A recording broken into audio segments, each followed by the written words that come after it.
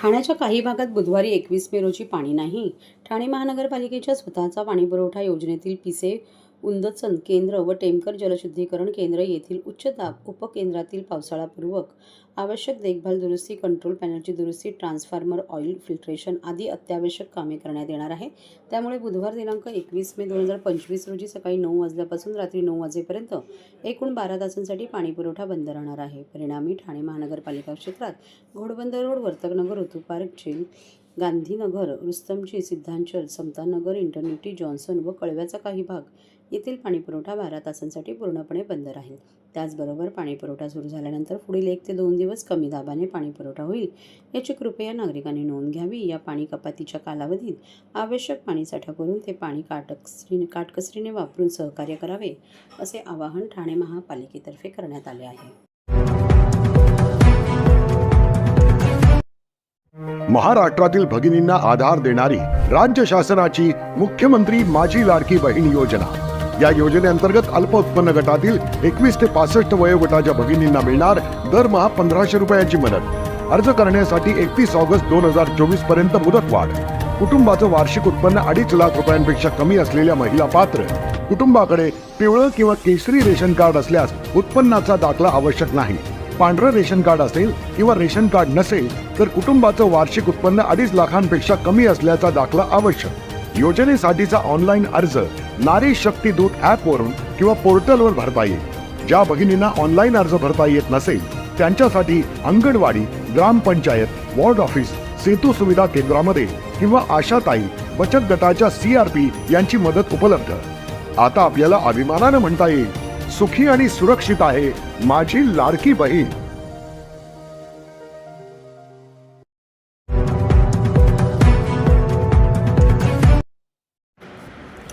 म्हाडाच्या नोटिसांनी पळाले वसाहतींचे तोंडचे पाणी. वर्तकनगर, शिवाजीनगर, महाराष्ट्रनगर 20 वर्षांनी या ठिकाणी म्हाडाच्या शेकडो इमारती आहेत आमदार संजय आणि केळकर बैठ्या देखील भेटून चाळी आहेत. वर्षांची बाजू मांडणार. 21 वर्षानंतर त्यांना पाण्याची आणि बाकीच्या टॅक्सेसची बिलं आली आणि त्यावर लाखो आणि ती रुपयांच्या किती आहे दंडाच्या नोटिसा तर करोडोने म्हाडा आहे. प्रशासनाने सोसायटीला आणि त्याच्यामुळे पाठवल्याने लोकांची सर्वसामान्य झोप उडालेली आहे. तोंडचे पाणी पळाले. महापालिकेचं याबाबत पाणी आमदार बिल संजय ही मंडळी केळकर यांनी भरते म्हाडा आहे. प्रशासनाशी तात्काळ परंतु संपर्क म्हाडाने साधून याच्यावर जाब आणखीन एक ही तसेच मुख्यमंत्र्यांना कर जो आहे तो भेटून मागणी करण्याचा 21 प्रयत्न वर्षाचा कारवाई एकत्रित करू नये अशी प्लस मागणी इंटरेस्ट त्यांनी केली आहे. असं इमारतीला लाखो रुपयाचं बिल हे प्रत्येक इमारतीला आणि आहे. इमारती असून काही इमारतींना तर कोट्यावधी रुपयाचं बिल आहे, त्याच्यावर इंटरेस्ट पण आहे. ही सगळी मंडळी माझ्याकडे आली होती नियमितपणे पाणी आणि त्या ठिकाणी म्हाडाच्या कोकण म्हाडाचे ज्या CEO आहेत त्यांच्याशी माझी चर्चा झाली आणि त्यांनाही मी सांगितलं 20 ते 22 कुठल्याही परिस्थितीत अशा पद्धतीने ही गोरगरीब जनता,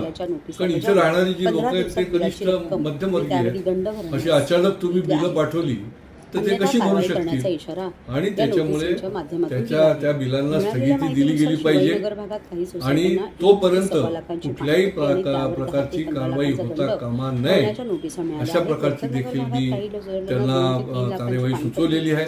लवकरच आम्ही माननीय मुख्यमंत्री यांचीही भेट घेऊन याला स्थगिती मिळण्याच्या दृष्टीने देखील आम्ही प्रयत्न करू. संकटाने गर्भगळीत झालेल्या रहिवाशांनी मागील आठवड्यात शुक्रवारी आमदार संजय केळकर यांची भेट घेऊन न्याय मिळवून देण्याची मागणी केली. त्यावेळी श्री केळकर यांनी तात्काळ म्हाडाच्या मुख्य कार्यकारी अधिकाऱ्यांना फोन करून याबाबत जाब विचारला. या प्रकरणी आम्ही मुख्यमंत्री देवेंद्र फडणवीस यांना भेटून मार्ग काढण्याचा प्रयत्न करणार आहोत. तोपर्यंत म्हाडा सोसायट्यांवर कोणतीही कारवाई करण्यात येऊ नये अशी मागणी श्री केळकर यांनी केली. म्हाडा वसाहतीत शेकडो मध्यमवर्गीय कुटुंबे गेल्या अनेक वर्षापासून राहत आहेत.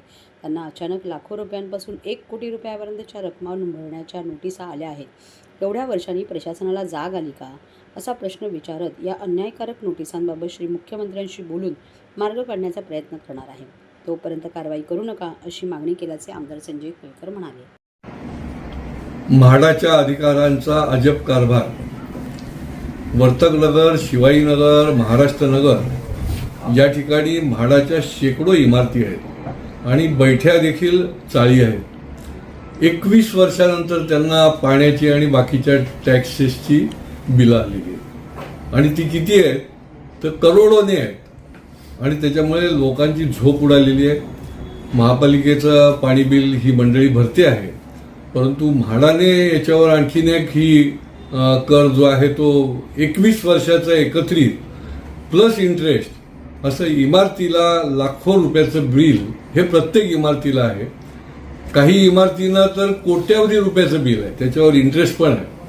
ही सगळी मंडळी माझ्याकडे आली होती आणि त्या ठिकाणी कोकण म्हाडाचे ज्या CEO आहेत त्यांच्याशी माझी चर्चा झाली आणि त्यांनाही मी सांगितलं की कुठल्याही परिस्थितीत अशा पद्धतीने ही गोरगरीब जनता, कारण इथे राहणारी जी लोक आहेत ते कनिष्ठ मध्यमवर्गीय आहेत, अशी अचानक तुम्ही बिलं पाठवली तर ते कशी भरू शकतील आणि त्याच्यामुळे त्या बिलांना स्थगिती दिली गेली पाहिजे आणि तोपर्यंत कुठल्याही प्रकारची कारवाई होता कामा नये अशा प्रकारची देखील मी त्यांना कार्यवाही सुचवलेली आहे. लवकरच आम्ही माननीय मुख्यमंत्री यांचीही भेट घेऊन याला स्थगिती मिळण्याच्या दृष्टीने देखील आम्ही प्रयत्न करणार आहोत.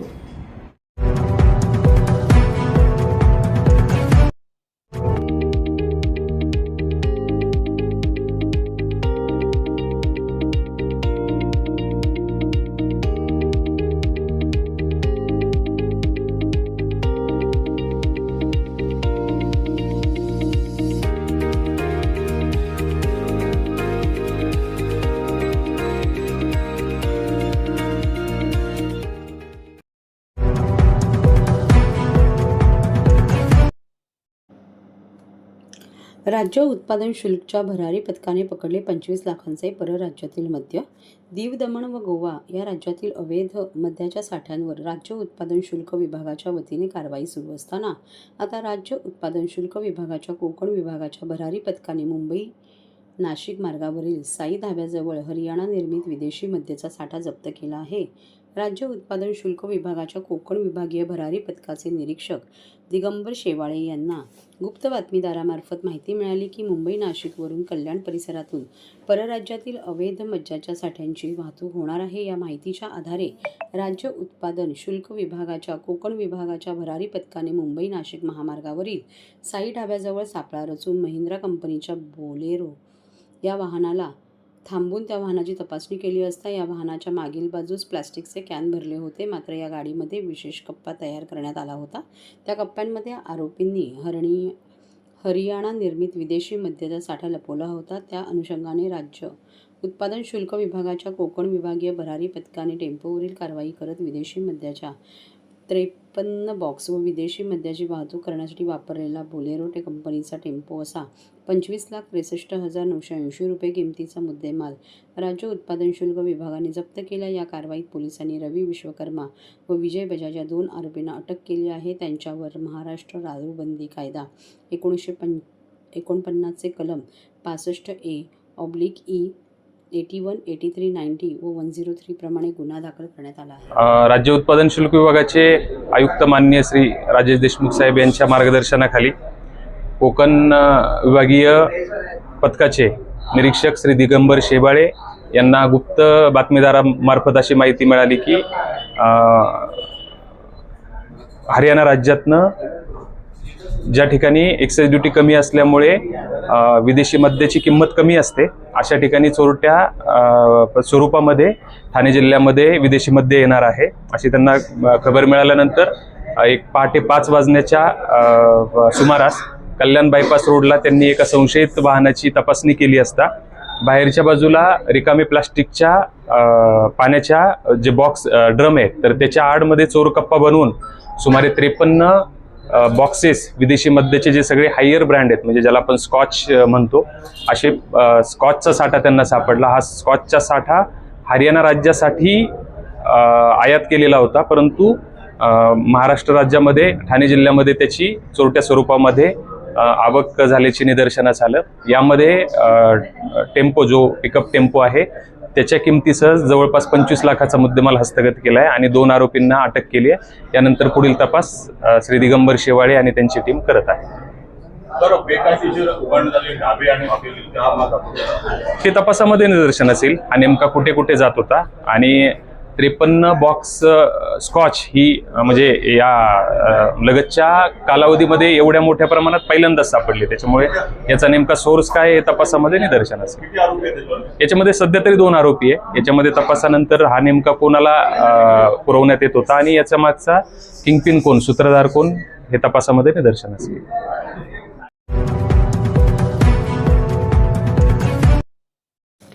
राष्ट्रवादी काँग्रेस पक्षाचे मुख्य प्रवक्ते आनंद परांजपे यांचे स्पष्टीकरण. अंजली दमानिया यांना विनम्रतापूर्वक माझं म्हणणं आहे, त्यांचा डॉक्टर बाबासाहेब आंबेडकर यांच्या संविधानावर विश्वास नाही, लोकशाही पद्धतीने जनतेने दिलेल्या जनादेशवर विश्वास नाही, न्यायपालिकेवर दिलेल्या निकालावर पण विश्वास नाही. छगन भुजबळ हे राष्ट्रवादीचे ज्येष्ठ नेते आहेत. आज त्यांनी मंत्रिमंडळात पुन्हा एकदा शपथ घेतली आहे. अंजली दमानिया यांच्या वक्तव्याला फारसे महत्त्व देण्याची गरज नाही. येवल्याचे जनतेने भरभरून छगन भुजबळ यांना मोठ्या मताधिक्याने निवडून दिले आहे. न्यायपालिकेने महाराष्ट्र सदनात त्यांना क्लीन चिट दिली आहे. या तिन्ही संस्थांवर विश्वास नसल्यामुळे अंजली दमानिया अशा प्रकारची प्रतिक्रिया देत असतात. स्थिती झालेली आहे. माननीय छगन भुजबळ साहेब हे राष्ट्रवादी काँग्रेस पक्षाचे ज्येष्ठ नेते आहेत. आज त्यांनी मंत्रिमंडळामध्ये पुन्हा एकदा मुख्यमंत्री देवेंद्रजी फडणवीस साहेब असतील, उपमुख्यमंत्री आमचे राष्ट्रवादीचे राष्ट्रीय अध्यक्ष माननीय अजितदादा पवार साहेब असतील, दुसरे उपमुख्यमंत्री माननीय एकनाथरावजी शिंदे साहेब असतील, यांच्या कॅबिनेटमध्ये मंत्रिपदाची पुन्हा एकदा शपथ त्यांनी घेतलेली आहे. आणि त्यामुळे अंजली दमानिया काय बोलतात त्याला फारसं महत्त्व द्यायची गरज नाही. येवल्याच्या जनतेने भरभरून मोठ्या मताधिक्याने छगन भुजबळ साहेबांना विजयी केलेले आहे.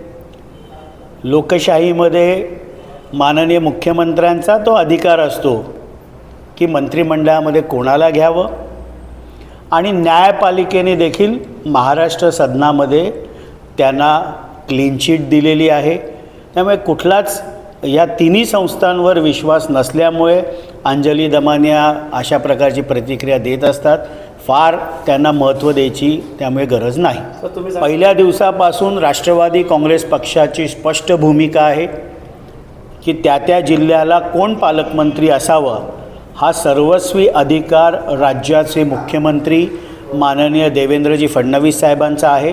आणि त्यामुळे माननीय मुख्यमंत्री देवेंद्र फडणवीस साहेब जो निर्णय घेतील हा राष्ट्रवादी काँग्रेस पक्षाला मान्य असेल. त्याबाबतची स्पष्ट भूमिका आमचे राष्ट्रीय अध्यक्ष राज्याचे उपमुख्यमंत्री माननीय अजितदादा पवार साहेब असतील, राष्ट्रीय कार्याध्यक्ष माननीय प्रफुल्लभाई पटेल साहेब असतील, प्रांताध्यक्ष खासदार सुनीलजी तटकरे साहेब असतील, यांनी अत्यंत स्पष्टपणे भूमिका मांडलेली आहे की कुठल्याही प्रकारचं दोन्ही राष्ट्रवादी एकत्रित येण्याचा प्रस्ताव नाही आणि तशी शक्यता देखील येणाऱ्या नजीकच्या भविष्यामध्ये नाही. शेवटी संपूर्ण भारतभर आणि महाराष्ट्रामध्ये ओबीसींच्या हक्कासाठी लढणारा नेता म्हणून माननीय छगन भुजबळ साहेबांची एक प्रतिमा आहे.